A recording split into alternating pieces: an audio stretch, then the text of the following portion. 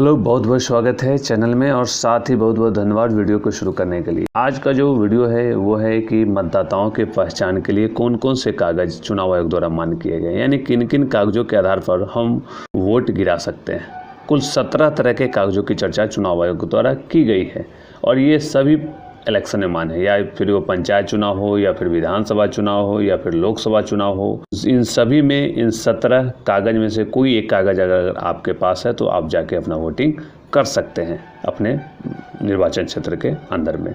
सबसे पहला जो चुनाव आयोग द्वारा वोटिंग के लिए आधार बनाया गया है वो है इपिक, यानी वोटर आई कार्ड। जो फोटो युक्त जो वोटर आई कार्ड होता है, जो वोटर लिस्ट के आधार पर हमारा तैयार होता है, वो सबसे मुख्य आधार है।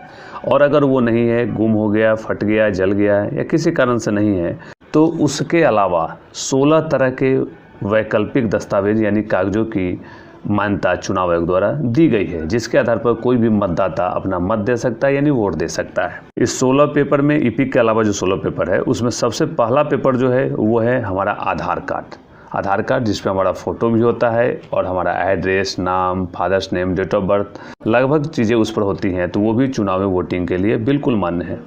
दूसरा कागज़ है फोटो युक्त अगर पेंशन का कोई दस्तावेज हो, भूतपूर्व सैनिक का अगर पेंशन बुक हो, या वृद्धावस्था पेंशन का आदेश हो, विधवा पेंशन का आदेश हो, या फिर कोई आश्रित प्रमाण पत्र हो, ये सब अगर पेंशन से रिलेटेड कोई फोटो युक्त डॉक्यूमेंट है तो वो भी वोटिंग के लिए मान्य है। 16 में तीसरा जो है वो है कि श्रम मंत्रालय द्वारा अगर स्वास्थ्य बीमा योजना किया गया, यानी स्मार्ट कार्ड जारी किया गया है और वो अगर फोटो युक्त है तो उससे भी हम वोटिंग कर सकते हैं। चौथा जो है, जो लगभग सभी लोगों के पास जनरली गाँव में होता ही होता है, वो है मनरेगा का जॉब कार्ड। फोटो युक्त जॉब कार्ड अगर मनरेगा का जारी किया गया तो उससे लेकर भी आप जाके अपना वोटिंग कर सकते हैं। पाँचवा जो है, राष्ट्रीय जनसंख्या रजिस्टर में अगर आपका नाम अंकित है और उसके द्वारा कोई कागज़ जारी किया गया फोटो युक्त, तो उसको लेकर भी आप वोटिंग कर सकते हैं। छठा जो है, वेरी वेरी इंपॉर्टेंट, लगभग लोगों के पास भारत में ये है, वो है कि बैंक का पासबुक हो फोटो युक्त, या फिर डाकघर का, पोस्ट ऑफिस का पासबुक हो फोटो युक्त। यानी फोटो युक्त पासबुक अगर है बैंक का या पोस्ट ऑफिस का, तो आप उसे भी ले जाकर एक पहचान के रूप में दिखाकर वोटिंग अपना कर सकते हैं। अन्य जो एक पेपर है बड़ा इंपॉर्टेंट है, वो है आयकर पहचान पत्र, यानी पैन कार्ड जिसे हम कहते हैं परमानेंट अकाउंट नंबर।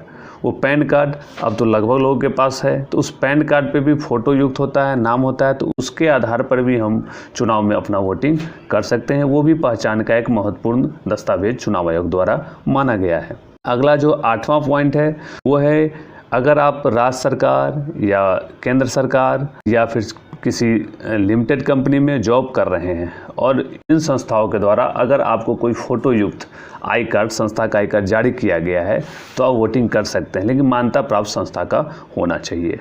इसके अलावा है ड्राइविंग लाइसेंस लगभग लोगों के पास होता है। ड्राइविंग लाइसेंस में अगर किसी भी तरह का ड्राइविंग लाइसेंस आपके पास हो, बुकलेट वाला हो या फिर स्मार्ट कार्ड की तरह ATM की तरह तैयार होता है वो हो, तो उनमें से कोई प्रकार का अगर ड्राइविंग लाइसेंस है तो उसके आधार पर भी आप अपना वोट गिरा सकते हैं, वोट दे सकते हैं। ये चुनाव आयोग द्वारा मान्य है।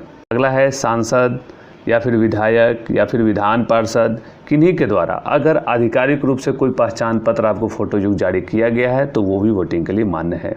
अगला है, कोई स्वतंत्रता सेनानी है तो उनका भी अगर फोटो युक्त स्वतंत्रता सेनानी का पहचान पत्र है तो वो भी वोटिंग कर सकते हैं। नेक्स्ट है 12वां, कि अगर कोई विकलांग व्यक्ति है और उसके पास फोटो युक्त शारीरिक विकलांगता का प्रमाण पत्र है तो वो भी उस आधार पर वोटिंग कर सकते हैं, उस पहचान के आधार पर। अगला है कि अगर किसी के पास कोई आर्म्स है, लाइसेंसी अगर हथियार है, तो लाइसेंसी हथियार के संबंधी अगर कोई फोटो युक्त कागज़ जारी किया गया है तो उस आधार पे भी वो वोटिंग कर सकते हैं। नेक्स्ट जो है, वेरी वेरी इंपॉर्टेंट, पासपोर्ट। यह सबसे ठोस प्रमाण में से एक होता है, चुनाव आयोग ने इसे भी मान्यता दी है, यानी पासपोर्ट के आधार पर भी लोग अपना वोटिंग कर सकते हैं, चुनाव में वोट गिरा सकते हैं। और पासपोर्ट में तो टोटल डिटेल होता है, इसलिए इसको भी मान दिया गया है। 15वां जो इस सूची में नाम है वो है कि अगर आपके पास ज़मीन का कोई फोटो युक्त दस्तावेज है या फिर फोटो युक्त पट्टा है, या कहते हैं लीज पर अगर किसी चीज़ को आपने लिया है, रजिस्ट्री करवाया है, उसमें फ़ोटो युक्त अगर आपका है, नाम और फ़ोटो है, तो उस ज़मीनी दस्तावेज से भी आप लाकर दिखाकर उसे वोट कर सकते हैं, वोट गिरा सकते हैं। ये भी चुनाव आयोग द्वारा मान्य है। और अगला जो है 16वां पॉइंट वो चुनाव आयोग द्वारा जारी किया गया है कि किसी शैक्षणिक संस्था में अगर स्टूडेंट है तो शैक्षणिक संस्था द्वारा मान्यता प्राप्त लेकिन शैक्षणिक संस्था होना चाहिए, उसके द्वारा जारी किया गया फोटो युक्त पहचान पत्र भी चुनाव में मान्य है, लेकिन मान्यता प्राप्त संस्था होनी चाहिए। तो ये 16 प्रकार का पेपर हमने जाना कि इसके आधार पर हम चुनाव में वोटिंग कर सकते हैं। और इस 16 के अलावा एक ईपिक तो हमारा है ही, तो कुल 17 तरह के पेपर चुनाव में मान्य है। इस आधार पर आप वोटिंग कर सकते हैं, अपने अधिकार को ले सकते हैं। तो आज के वीडियो में इतना ही, फिर अगले वीडियो में आपसे मिलते हैं। तब तक के लिए बहुत बहुत धन्यवाद।